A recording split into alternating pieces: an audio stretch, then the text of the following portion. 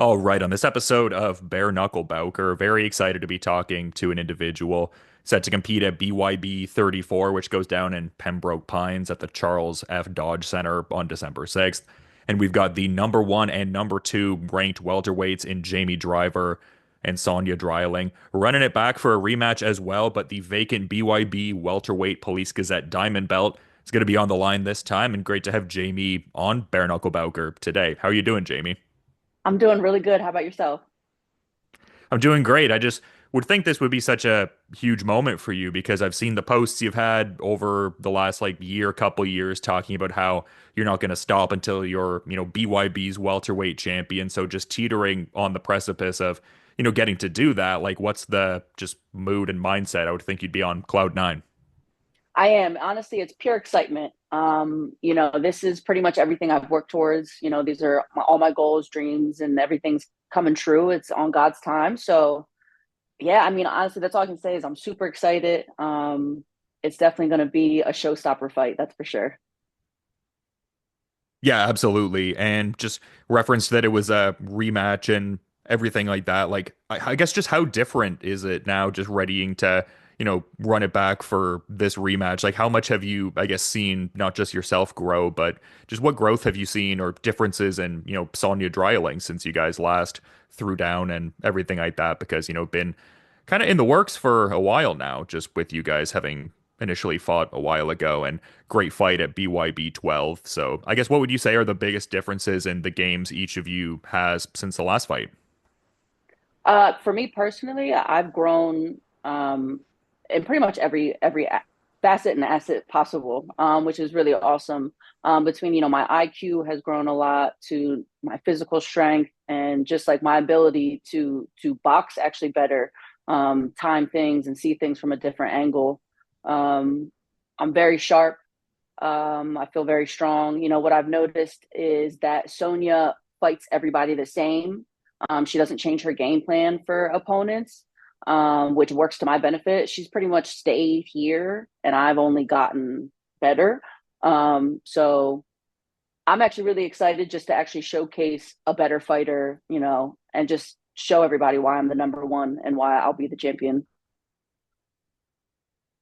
Yeah, and I guess just like painting the full timeline leading into this one because you two were initially supposed to run it back in mid-June at BYB 27, and it seemed like you handled it well, all things considered. Like we had talked previous to that fight, but it seemed like you kept a good mindset about it and were like hopeful it would get rebooked and stuff like that. And you seemed classy about addressing the, medical issue component. It seemed like you wanted Sonya to recover well, but just what was the whole moment like there? Because it seemed like that happened in fairly close proximity to the card. Like obviously things have been salvaged and now it's even at a higher level now, just being that there's a title on the line. But just what was that whole, I guess, timeline like for you in the summer with that? I mean, of course, it wasn't great. You get the phone. I got the phone call the day before weigh-ins, and I'm a pound and a half out. You know what I mean? So it definitely wasn't a great phone call to get, but I've been in her shoes. I've been there where I had a serious medical issue and I had to be pulled. I was medically pulled from a fight. So I've been there. So, I had to give her the grace and the space. And I am grateful to see that she health wise is okay from what I hear. So that's why, I couldn't have too much of a hard time with it because I've been there. So, it is what it is. And, honestly, at first, of course, looking back, I was very, very upset. You put all this time and money and effort into a fight camp for it to just completely dissipate within a matter of seconds. But I'm grateful for it completely falling apart because now her and I get to actually fight. We're both healthy, and now we're both fighting for the belt. So it ended up really honestly working out better, I believe, for the both of us, more for me than anything. So it's just given me more time to just get better. And I definitely have. Yeah, I guess it's one of those things because I remember when we were talking before the initially scheduled fight, you'd had a post saying June 14th. I get to whoop this trick again. I guess there's just a different date attached to it now, right? Yeah, just a different date, December 6th. I get to whoop that trick and get a shiny new belt doing it.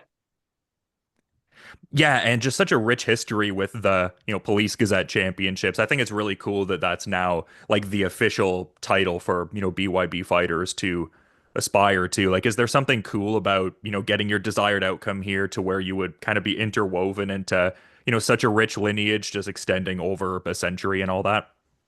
I mean, to know, I mean, I'm already a part of history being the first female to win over in the UK with BYB against Sonya. So obviously now I'm going to be, the first female ever welterweight champion with the Police Diamond Gazette belt. I mean, I'm going to be in the history books forever.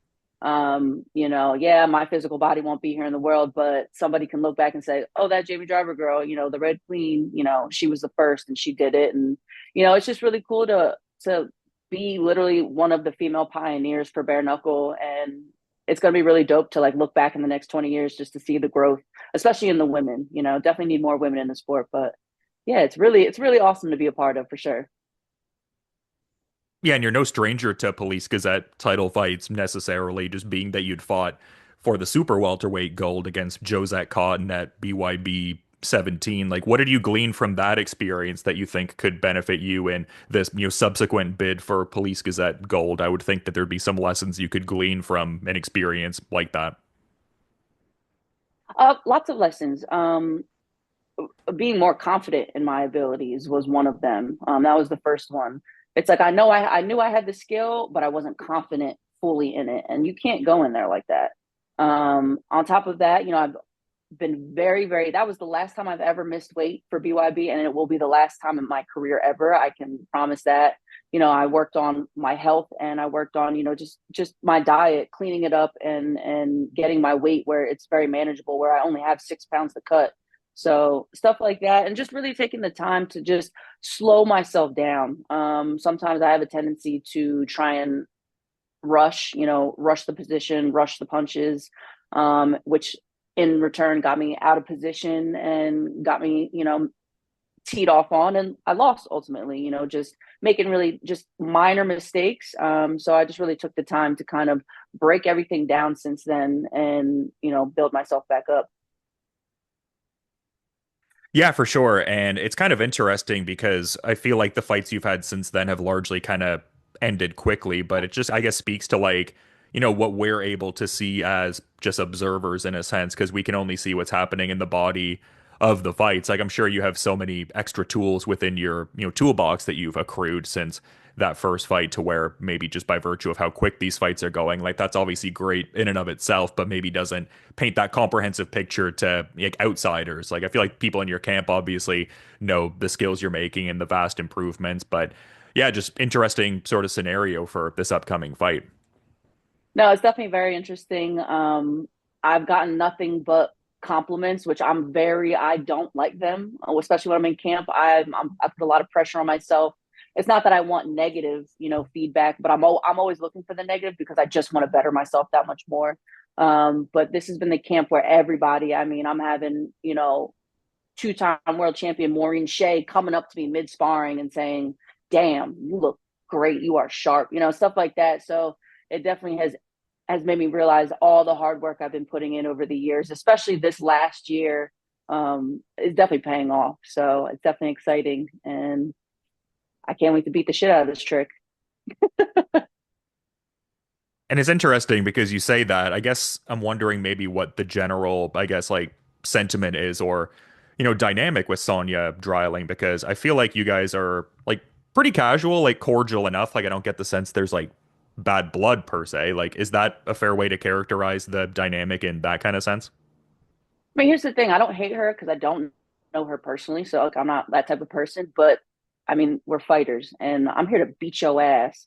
And listen, I like to talk a little shit online. I like to chirp. I mean, it's just a part of the sport, and it's fun, to get the girls going. But she decided to try and do some low blows and say some really crusty shit. So, like I said, it's not really personal, but it's just like I don't really I don't really like her as a person. But yeah, I don't know. I don't really know how to say it. I mean, honestly, just fuck her, and I can't wait to beat the shit out of her. That's really how I feel about her. That's it. That's interesting. What are some of these things that she said that I believe the operative wording was crusty. Like, what did she say? Maybe I missed that. So I was just talking online, trying to get the girls going and trying to see because I was having a hard time. From what I heard, Mel couldn't lock in any of the girls. Nobody wanted to fight me, so I went to the interwebs and being like, what's up? What's up with the division? Let's get going, girls. Whatever. I started, poking at them. And, it's one thing like I wasn't saying anything personal. But she decided to come back and bring up, my OnlyFans account that I had 2 years ago, which, okay, so what? And well, like, what does my OnlyFans have to do with us fighting? And like, that's what I thought was really weird. And talking about me being a hoe and taking 1,000 dicks and like crazy shit like that, where it's Oh, it's yeah, it's like extremely laughable because just because she's a fucking dumbass saying stuff like that. But it's just like, what in your crusty little mind? Like that's because I attacked her because you fucking suck. Because I told her she sucks and she does. So she went like in a very weird, like kind of personal, but a route that was just, it was kind of unnecessary. And yeah, so now she can get smacked for that. yeah, I get what you mean. It doesn't really seem relevant to anything that's within the purview of No, fighting or anything like thank that. you. That was the word I was looking for. Not relevant at all. So it was just very strange. If you want to attack, my skills as a boxer or whatever, I don't care. Like that's a part of the sport and shit talking. But going that route was just very odd and whatever. I mean, whatever makes her feel better and sleep at night. God bless her. She gonna need God to bless her after I fucking give her these hands. You know what I'm saying? I guess that's sort of the nature of all this, right? It's ultimately going to pay off in you two fighting in such a compact space and throwing down bare knuckle. So, yeah, here we go. Yeah. I mean, at this point, I don't have anything to say to her, and if I do, it's not going to be nice. And if it's not nice, it's going to be with these. So I'd rather just wait to speak with these next Friday. I was just kind of thinking, I mean, it's kind of hard to tell now that I think about it in a sense, but I feel like you've had some weigh-in interactions where it seems like the tension is a little bit there. You guys are getting fairly close, and maybe like Dada kind of has to get in the middle. Like, do you foresee a certain level of tension when you're, I guess, immersed in fight week with some of these things that are going on here? Like, do you foresee like a fairly intense face-off scenario, or is that not really even something you can tell until you're actually in the moment and all that? Yeah, I can't really tell until the moment. I just do my thing. Fight week, I'm just myself. Um, obviously there's a little chip on my shoulder, a little edge. It's like we're fighters, so all the work. It's like I'm like a horse at the gate, ready for you to lift that thing so I can go. So I'm a little on edge, a little chippy, but I don't really, if she wants to take it there at weigh-in, she takes it there. You know what I mean? I don't really know. I guess we'll have to see come weigh-ins on the 5th.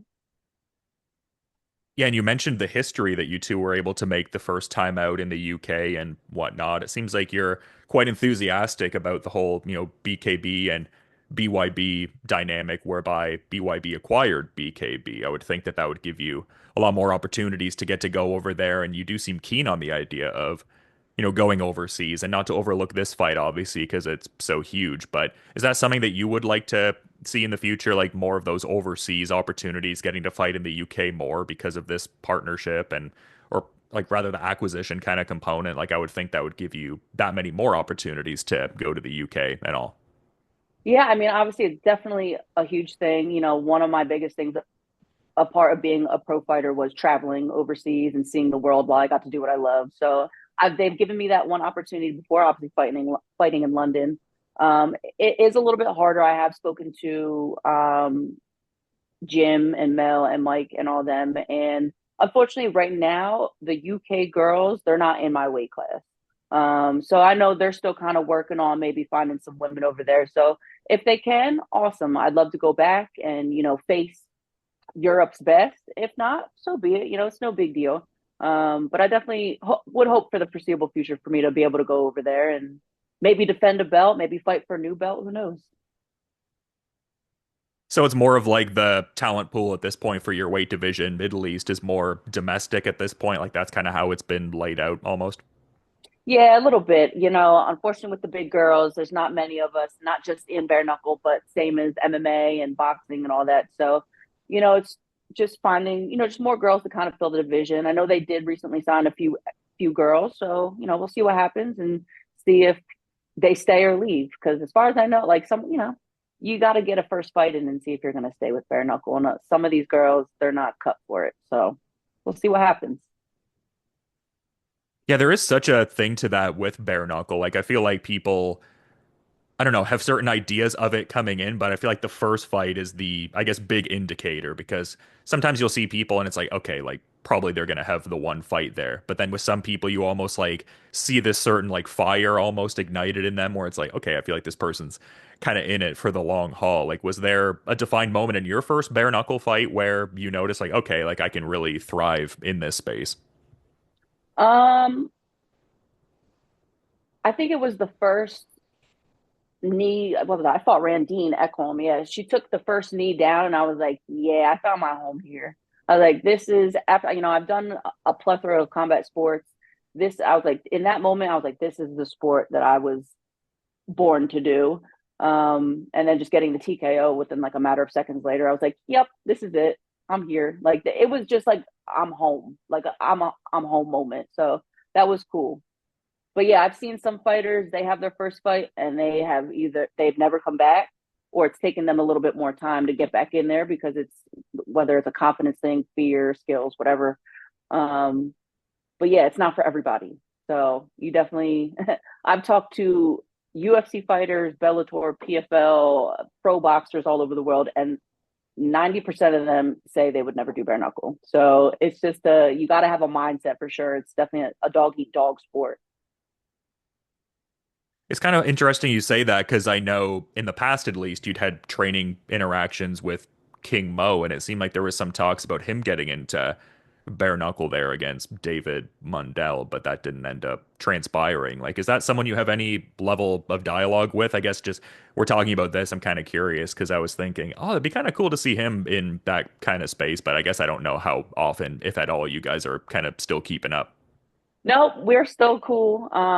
That's he's definitely gonna be in my life probably till I die. So, or if he dies, but regardless, he's a great guy, great coach, and no, we definitely, I can definitely reach out to him. We talk about just the different aspects of the sport because he's just such a mastermind, um, and he can pick apart any athlete in any sport and make them better. I've witnessed it not just in myself, but I've witnessed it in other athletes and in their specific sport. So it's pretty cool. It's pretty. Mo is like the guy you want to have in whether he's your head coach or you want to have him in your back pocket. That's the guy. And my head coach Derek Santos, like those two guys, I could never go wrong. Yeah, and that's partly why I think I was curious because he seems like such a cerebral guy, like such a high level fighter in many regards, and just like the mindset he has for it. So cool that he's like reaching out to you because you obviously have, such great localized insights into this sport. So yeah, I love to hear that. It's almost like you're kind of like paying back your knowledge in a way after you've accrued a certain amount of knowledge from him. Just like that transfer of what people know within martial arts is just kind of cool. No, it really is. It is like now I'm actually at the point in my career, I'm a little older. It's like now I can see like how the knowledge and the experience, everything kind of drops down to all of us. And then I can take my knowledge and experience and what I've learned and give it to somebody else. So yeah, it's really, really cool. And back to what you said about I would love to see Coach Mo fight bare knuckle. That I mean, just like you said, his IQ is unbelievable. I mean, he's got that dog in him, but he has the skill. So it'd be cool. We'll see what happens, if it comes to fruition or not. But Yeah, and I'd be curious to get some insights from a recent event that I seem to see you at because Mike Perry promotes that, dirty boxing event, and it seemed like the show was well received from, people online, like some of the clips that started to kind of come out. Like, what was your experience like and just thoughts on the actual show? yeah, so I was there live for it. It was really cool. I mean, I'm definitely one of those fighters that I'll always dabble. Like I'll always try it. I like the rule set. What was it 3 rounds, 3 minutes? And pretty much just you could punch, elbow, and if they went to the ground, then you could throw strikes, from standing, but ground and pound. But it was really cool. It was definitely very interesting. A different, I don't know. I guess I've done so many different sports that it's just like another fighting sport. But it'd be cool to try and see if they change the ruling at all, like rules at all, or if they keep the same with the gloves. I think I love bare knuckle so much. I would do that, the dirty boxing rules that Mike Perry has, but bare knuckle. That'd be fun. Yeah, now you got me thinking about that. That sounds like a cool idea. Yeah. I think it would be really, really cool. We might have to talk to him about it. But speaking of really cool things, it seemed like you had a very intriguing interaction with the UFC heavyweight champion at the Dirty Boxing event. Like, what was it like kind of interacting with John Jones and just what was that meeting like? He was cool, very, I mean, just low key guy. He was obviously just making his round, saying what's up to everybody. And I just listen. Obviously, it's John Jones. He's the GOAT. I was gonna make my way over there to at least say what's up and get a picture. And of course, the first thing I rattle off is, "I'm a bare knuckle fighter. You should come to my fight December 6th." And I basically just told him about myself and he should come to my fight. And a lot of people were kind of getting it confused in the video, thinking he was flirting or whatever. All he said was, "Well, they missed this part of the video because it wasn't in there, but he was punching me in the stomach." And he said, "Wow, you're like a brick, like built like a brick," and whatever, whatever. And he wished me luck, and that was really it. But it was really, really cool to meet him, and yeah. Yeah, it seemed like a cool interaction from like what I could glean from watching the video. It seemed like he knew you were a fighter. It just seemed like, I guess, two fighters interacting from what I saw, I guess. Yeah, pretty much. It was well, I definitely had my fangirl moment, but it was just yeah, it was just like two fighters just bullshitting for, 15, 20 seconds and, keeping it pushing. So yeah. And I guess just one of the last things I wanted to touch on while I have you here, like just when everything's said and done with BYB 34, when the dust is settled and everything, like what are the headlines going to be reading after your fight? Like what's going to be like that big sort of takeaway people have? Like what's the headline emblazoned across all the YouTube videos and articles, etc. Red Queen, KO, Sonya dumbass Dreiling. Sonya big head ass Dreiling. KO sleep. No, I was kidding. No, pretty much all the headlines are just going to be talking about me becoming the welterweight champion, and it's going to be just highlight reels of me teeing off on her and just taking the life out of her every second I fucking get. Well, it's a very exciting fight. I'm certainly very stoked for December 6th and seeing this championship fight at BYB 34. But you've been really great with your time, Jamie, and I do appreciate that. But also figured I'd give you the floor in case you had any kind of final parting thought you wanted to add as we're wrapping up here. I really do appreciate you making the time today. Well, I really appreciate you as well taking the time out of your day to talk to me. And also, just before I forget, happy Thanksgiving if you celebrate. I do want to just thank, my team, Derek Santos, and everybody there that has pushed me for the last 3 years to just be a better person and a better athlete. I'm very grateful, obviously, to my friends and my family that continue to support me, all my fans. It definitely helps in camp when I'm grinding all alone. And obviously, all my sponsors, if I can remember them, please don't hate me. Hold on, I'm actually gonna look at something. Okay, Dr. Abner, the chiropractor, you're awesome. Keeps my spine great when Deerfield. Also, Vito Pagano in Pennington, New Jersey is awesome. Capo Supply, Rainmare Seamless Gutters, Quality Drywall, New Jersey. If you need some quality drywall, they are the people. Also, Brawlers Box, boxing gym in Miami. Great facility. If you live down there or just visiting, love to see it. Ikegata brand, they just sponsored me, and Pinnacle Men's Health out of Miami as well has sponsored me. So just want to thank you guys so much for everything you guys do for me. And tune in December 6th. You're about to see me knock out this big old dusty bitch, and I'm going to be the welterweight champion of the world. Such a stacked card overall, and this fight definitely one that really drew in my attention and really stoked to see it go down. But again, to reiterate, thank you so much for coming on Bare Knuckle Bowker today. And yeah, looking forward to peeping the fight when it goes down. But until then, you have a good rest of your day, Jamie. Thank you. Thank you so much. You as well. Take care.